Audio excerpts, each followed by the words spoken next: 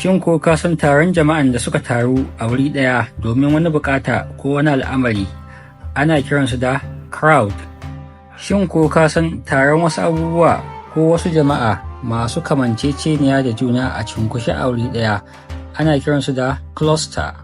Shin ko ka san taron tsuntsayen da suke cin abinci ko hutawa ko tashi a lokaci ɗaya ana kiransu da flock?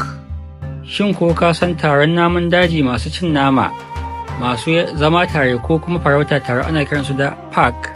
Shin ko ka san taron dabbobi ko mutane masu nau'i iri ɗaya ana kiransu da troop?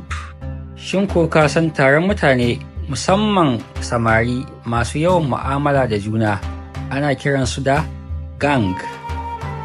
Shin ko ka san taron abubuwa iri ɗaya masu girma tare ko kuma aka tare su guri ɗaya ana kiransu da bunch?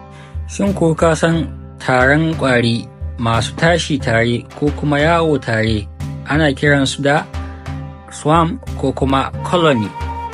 Taron mutane marasa yawa da aka zaɓa domin su yi wani abu, misali su yi bayanin wani abu a taron jama'a ko kuma su zartar da wani al'amari ana kiransu da me? Gaya min a comment section. Yes, I know.